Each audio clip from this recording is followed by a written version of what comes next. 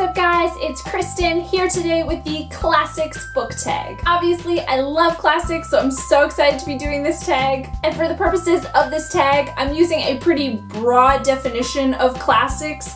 Basically any great literary work that was done before 1950, I'm gonna include as a classic. And this tag was originally created by It's a Book Life, so of course I will link that down below. The first question is, what is an overhyped classic that you really didn't like? And for this one, I'm going with Sense and Sensibility by Jane Austen. Now, I love Jane Austen. I have read all of her books, but something about Sense and Sensibility just didn't click with me. Though it's been so many years since I read it, so I don't really remember what I didn't like about it. I just remember having to put it down and pick it back up several times and then just forcing myself to finish it. Question number 2, what is your favorite time period to read about? For me, it's definitely 19th century Russia. I don't know what it is about that time, but it just feels so magical to me. And of course, Tolstoy is one of my favorite authors. I wish more people would read his books. They're really not as intimidating as they seem. I actually got to visit St. Petersburg last year and it was like a dream come true seeing some of the places that I had read about. Question number 3, your favorite fairy tale. I have never actually read any fairy tales,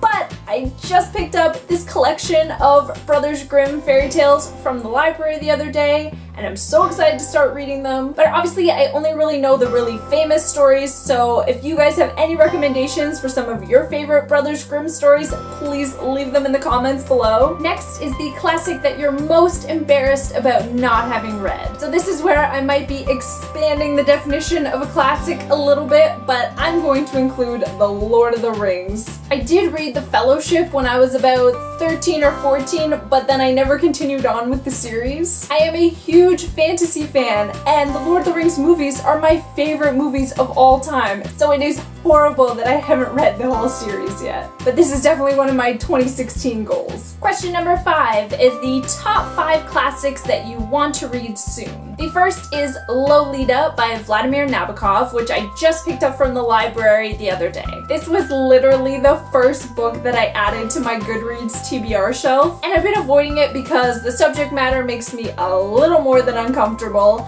but I'm definitely going to read it in the month of December. Then I would love to read Rebecca by Daphne du Maurier, which I cannot hear enough hype about here on BookTube. Then I have Dracula by Bram Stoker, which is one of the few books that I own that I haven't read, and I'm just so intimidated by it. The length, for one thing, and I've heard it's kind of a difficult read. I've always been meaning to read the Iliad because I'm just obsessed with anything to do with ancient Greece. And lastly, How Green Was My Valley by Richard Llewellyn, because Words of a Reader always talks about this book as one of her favorites, and she says it's almost like the male version of Little Women, which is enough for me. Question number 6, your favorite modern book or series based on a classic. For this one, I'm definitely going with Wide Sargasso Sea by Jean Rhys, which has almost become a classic in and of itself. And it is a prequel to Jane Eyre, specifically looking at Mr. Rochester's first wife. And if you haven't read Jane Eyre, beware of some slight spoiler alerts ahead. But in the book, when Jane first comes to live with Mr. Rochester,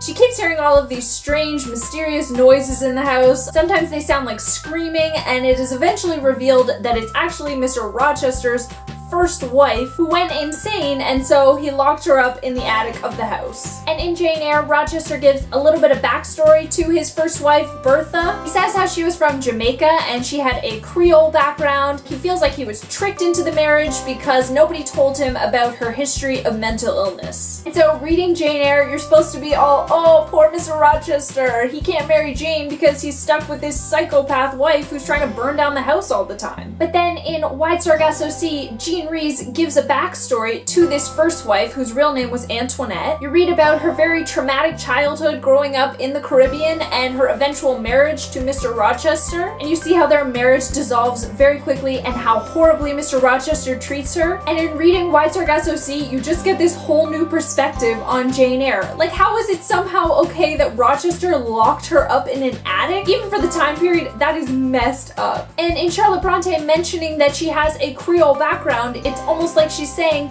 it's okay the things that happened because she wasn't a white woman. I was never a huge Jane Eyre fan to begin with, and I certainly wasn't after reading this book. And all I could think was that if I was Bertha, I would have burned down that house too. Question number 7, favorite movie or TV adaptation of a classic? This one's really easy for me. It is Little Women, the 1990s movie with Winona Ryder playing Jo. I have seen this movie about 1 billion times. It is the most heartwarming, comforting movie I could ever watch. Now, the worst classic movie adaptation. Now this one's a little bit different, but I'm gonna go with the 1950s movie adaptation of J.D. Salinger's short story Uncle Wiggly in Connecticut. The story Uncle Wiggly in Connecticut is about these two middle-aged women who were roommates in college, and they're getting together one afternoon to catch up and reminisce. Everything seems fine with them at first, but the more drinks that they knock back, the more the truth comes out. And the one woman in particular reveals how unhappy she is with her life and all of the regrets that she has. And the story is just left at that. It is very sad and depressing, and it was supposed to be Salinger's critique on materialism and the illusions of suburban life. But the movie somehow turned it into a love story with a happy ending. And after Salinger saw the movie, he was so furious that he said he would never let another one of his works be turned into a movie, and that is why we will never get a Catcher in the Rye film. Question number 9, favorite classic editions you'd like to collect? I've honestly never really collected any editions of classics, but I'd really like to get some of the ones from Rhodes Publishing because they're just very unique editions and unlike any other that I've seen. They're all in pastel colors with a very simplistic illustration on the front, and I would love to own a few of them. And the last question is an underhyped classic that you'd like everyone to read. And this question is actually really hard for me because my problem is that I only tend to read very hyped up, very famous classics, and it's now my goal to read the lesser hyped up ones. And so for this one, I guess I would say Tess of the D'Urbervilles by Thomas Hardy. I know this is a very famous book and lots of people have read it, but it's maybe slightly less known than other classics. And all of the hardships that Tess goes through shows how difficult it was for women at the time and the horrible double standards that they were dealing with. This book is very depressing, but it's also so beautiful. And so that is it for my classics book tag. Please tell me about some of your favorite classics in the comments below, especially underhyped ones. As I said, that's a big problem for me. And thank you so much for watching, and I'll see you again soon. Bye!